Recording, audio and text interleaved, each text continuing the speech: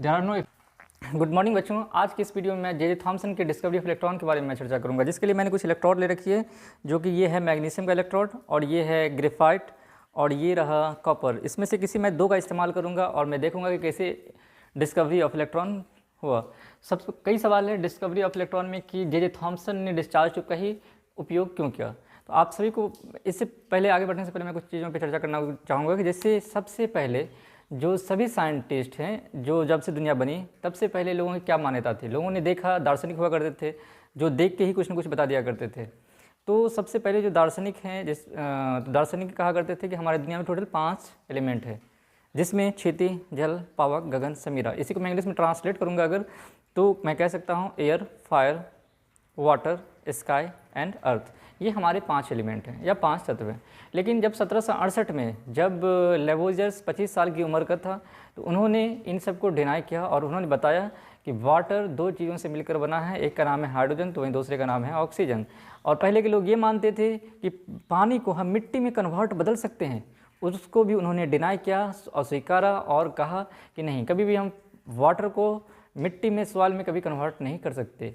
तीसरा, लेवोइजर ने ही बताया किसी भी इंसान को जिंदा रहने के लिए हवा यानी ऑक्सीजन की ज़रूरत है, और किसी भी चीज़ को जलाने के लिए, कंबस्शन के लिए ऑक्सीजन की नीड होती है। मतलब श्वसन और कंबस्शन दहन के लिए किसी चीज़ की ज़रूरत है तो वो हमें ऑक्सीजन की ज़रूरत है। इतनी सारी बड़ी बड़ी बातें बताने के कारण लेवोइजर को फादर ऑफ केमिस्ट्री कहा जाने लगा। बाद में भले ही उनको फांसी की सज़ा दे दी जाती है। उसके बाद जैसे जैसे हम और आगे बढ़ेंगे तो देखेंगे 1808 ईस्वी में जब डाल्टन आएगा तो किसी चीज़ का टुकड़ा करेगा। जैसे मैं एक कागज़ ले लेता हूँ, इसका टुकड़ा किया, फिर इसको देखा कि और टुकड़ा किया, फिर इसको छोटा टुकड़ा किया और टुकड़ा करता गया। एक वक्त आया कि देखा कि इसका टुकड़ा नहीं किया जा सकता है, इसका टुकड़ा नहीं किया जा सकता। इसको अगर बोलेंगे अगर इसको टुकड़ा करने के लिए तो आप नहीं टुकड़ा कर सकते, ये काफ़ी छोटा है।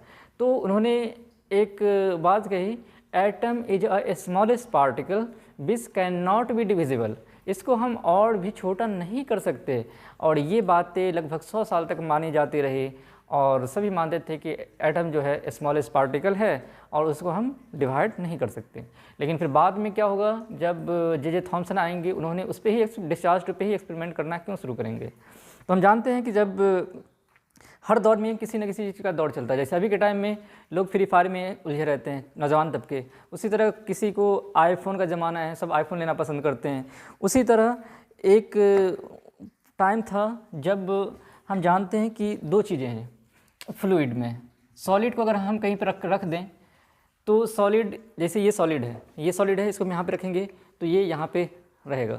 लेकिन अगर हम पानी को यहाँ पे रखेंगे तो पानी फ्लो होना शुरू हो जाएगा। अगर मैं गैस को यहाँ पे रखता हूँ तो यहाँ पे गैस रुकेगा नहीं। कहने का मतलब जिसमें फ्लो वाली प्रॉपर्टी है, एक तो सॉलिड प्रॉपर्टी है, दूसरा फ्लूइड प्रॉपर्टी है, फ्लो होने वाली प्रॉपर्टी है। तो फ्लूइड में कौन कौन सा आ गया, एक लिक्विड और दूसरा गैस। तो इस पर तो काफ़ी एक्सपेरिमेंट चल रहे थे। जैसे मैं एक एक्सपेरिमेंट करके दिखाता हूँ कि ये है आपको पानी और ये है गिलास, और इसमें मैं डाल देता हूँ कुछ पानी और इसमें मैं 2 इलेक्ट्रोड रखता हूँ। जैसे मैंने एक इलेक्ट्रोड ले लिया ग्रेफाइट का और दूसरा इलेक्ट्रोड मैं ले लिया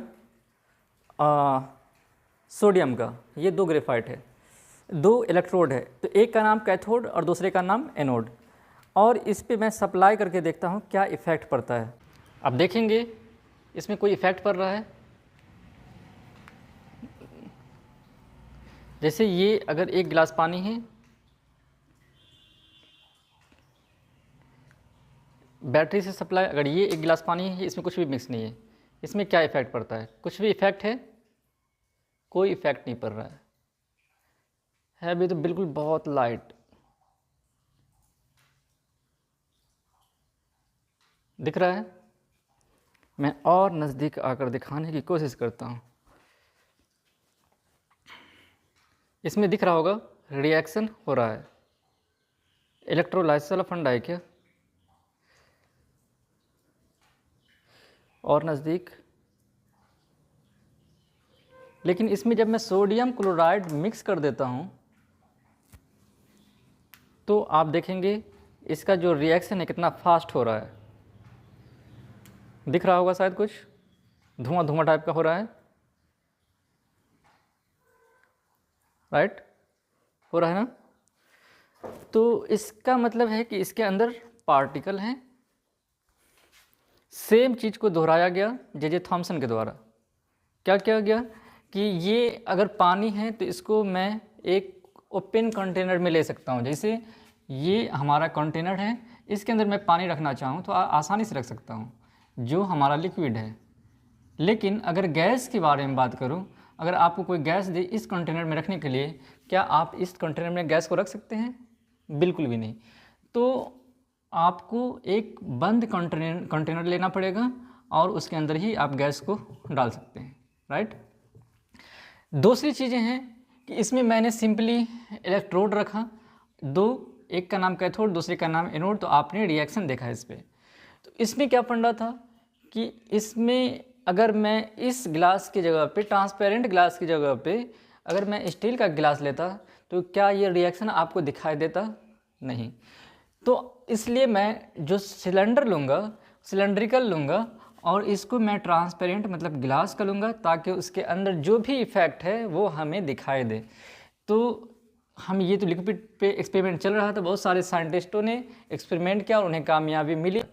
अब हमें गैस पे एक्सपेरिमेंट बहुत सारे साइंटिस्ट लगे रहते थे। जैसे माइकल फैराडे 1830 से ही एक्सपेरिमेंट में या 1850 के आसपास वो लगे रहते थे डिस्चार्ज ट्यूब पे। और बहुत सारे साइंटिस्टों ने अपना अपना एक्सपेरिमेंट करना शुरू किया। तो जे थॉमसन जो है एक ट्यूब लिया जो बाहर से दिखाई दे गिलास टाइप से, और चूंकि इसमें 2 इलेक्ट्रोड फिट किया था तो उन्होंने भी इसमें 2 इलेक्ट्रोड फिट कर दिया इसके अंदर। और इलेक्ट्रोड फिट करने के बाद इसमें देखा गया कि इसके अंदर सप्लाई दिया इलेक्ट्रिसिटी का। यहाँ पे तो डीसी से भी सप्लाई कर सकते हैं, एसी से, लेकिन यहाँ पे उन्होंने क्या किया, सप्लाई दिया 10 किलो वोल्ट से लेकर 10 किलो वोल्ट से 20 किलो वोल्ट तक। और एक्सपेरिमेंट करके देखा, इसमें कोई भी इफेक्ट नहीं पड़ा। उनके दिमाग में आया कि अगर मैं इसके अंदर तो बिल्कुल एम्प्टी कर देता हूँ, खाली कर देता हूँ, तो उसके बाद क्या होगा। तो उन्होंने एक यहाँ से वैक्यूम पंप की सहायता से, वैक्यूम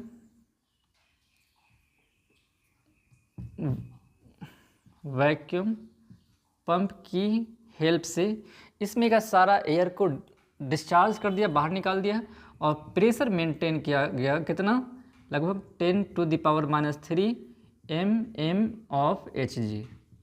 बिल्कुल एम्प्टी है, खाली है, पार्टिकल है ही नहीं। अब देखते हैं कि पार्टिकल दिखाई देता है या नहीं देता है। अब फिर से वही काम 10 किलो वोल्ट से 20 किलो वोल्ट जब इलेक्ट्रिसिटी पास करवाई जाती है तो वो देखा कि क्या दिखाई दे रहा है, एक यहाँ से लाइट जा रही है और सीधी लाइन में जा रही है। अब उनके दिमाग में जैसी पाथ दिखा, उनके दिमाग में कुछ कुछ आना शुरू हो गया। जैसे आप देखेंगे ये मेरा वाटर है और इसके अंदर से मैं लाइट मारता हूँ, क्या ये लाइट का पाथ दिख रहा है? बिल्कुल भी नहीं। लेकिन ये हमें सोडियम क्लोराइड का सॉल्यूशन है और वाटर का सॉल्यूशन है। तो इसके अंदर मैं, अगर आप ये घर पे भी ट्राई कर सकते हैं, इसके अंदर मैं लाइट मारता हूँ तो आप देखेंगे ये पाथ शायद दिख रहा होगा। मतलब ये जो लाइट की रोशनी है अंदर भी दिखाई दे रही है। इसका मतलब है कि ये इसके अंदर ज़रूर कुछ न कुछ गड़बड़ है, पार्टिकल है। जैसे सनलाइट आपने 10th क्लास में पढ़ा होगा, अगर हिंदी मीडियम में है तो भी, इंग्लिश मीडियम में तो भी, एनसीईआरटी में, कि अगर यहाँ पे अगर होल है, अगर सन की लाइट आ रही है तो पाथ कब दिखाई देती है? जब बहुत सारे धूल कण कचरे ये सब होते हैं हमारे इन्वायरमेंट में हैं तो हमें पाथ दिखाई देता है। इसका मतलब इसके अंदर पार्टिकल है। उनको भी दिखाई दिया कि ये जो पाथ दिखाई दे रहा है इसका मतलब इसके अंदर ज़रूर कोई ना कोई पार्टिकल है और उसका नाम भी देना है। अब उसके बाद उन्होंने देखा, कुछ प्रॉपर्टी दी कैथोड रे का। तो फर्स्ट प्रॉपर्टी क्या दिया? Cathode rays properties. First property क्या है? कैथोड रे ट्रेवल्स फ्रॉम, या फर्स्ट क्या है, आप देखेंगे ये निगेटिव से पॉजिटिव की तरफ जा रहा है। आप देखेंगे minus minus minus, plus plus plus, तो ये पॉजिटिव है, ये निगेटिव है, कौन किस तरफ जाएगा? हमेशा दो चार्ज वाले प्लस वाले माइनस को अट्रैक्ट करते हैं और माइनस वाले प्लस को अट्रैक्ट करते हैं, ये तो मालूम ही है। प्लस वाला पर सेम चार्ज को अट्रैक्ट नहीं करता, रिपेल करता है। तो इसका मतलब ये माइनस से प्लस की तरफ जा रहा है, इसका मतलब इसमें क्या है, माइनस चार्ज है। तो फर्स्ट पॉइंट उन्होंने कहा कि cathode ray are negatively charged. Second thing उन्होंने क्या कहा, they travel in straight line, they travel in straight line. तीसरा पॉइंट क्या कहा उन्होंने कि cathode ray produced at cathode and follow towards anode. तो कैथोड द रे प्रोड्यूस्ड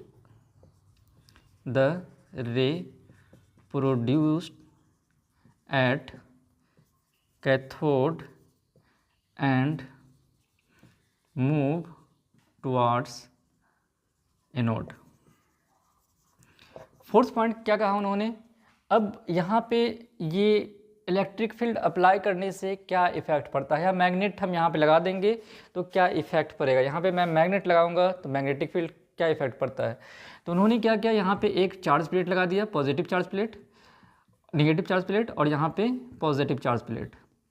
तो देखा गया कि क्या होता है कि ये जो रे जा रही थी इस साइड में मूव कर रहा है। तो उन्होंने एक और चीज़ कही कि when electric field applied, when electric field applied then it moves towards the positive plate। अब मैग्नेट में लगाता हूँ तो देखा मैग्नेट लगाने से कि ये मैग्नेट की तरफ मूव कर रहा है। इसका मतलब कि if B applied a magnetic field then deflection occurs, मतलब डिफ्लेक्ट हो जाएगा, डिफ्लेक्शन अकर्स। इन दोनों पॉइंट को मैं शॉर्ट में ये भी कह सकता हूँ, when we applied electric and magnetic field then ray deflected. Okay, 1 2 3 4 5, 1 2 3 4 5। छठा पॉइंट क्या हो सकता है कि जब ये इसमें अब मास है या नहीं है वो मुझे देखना है। तो मैं यहाँ पे एक फ़ैन लगा देता हूँ। फ़ैन लगाने से क्या होगा, अगर ये मूव करता है या नहीं करता है, अगर मूव करेगा तो ज़रूर उसमें कोई ना कुछ मास होगा, मतलब काइनेटिक एनर्जी होगा। काइनेटिक एनर्जी का फॉर्मूला होता है हाफ mv²। अगर हाफ वेलोसिटी है, मास भी होगा। इसका मतलब जब मैं फ़ैन लगाया तो जैसे ही आप देख रहे होंगे कि ये किस तरह से रोटेट कर रहा है। कहने का मतलब ये है कि दे हैव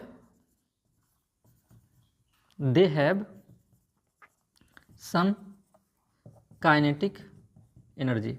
यहाँ से मैं रोशनी मारता हूँ, जैसे देखेंगे आप ये रोशनी जा रही है, ये रोशनी, लेकिन यहाँ पे मैग्नेट लगने के बाद ये इसको मूव कहाँ कर रहा है, नो मूविंग।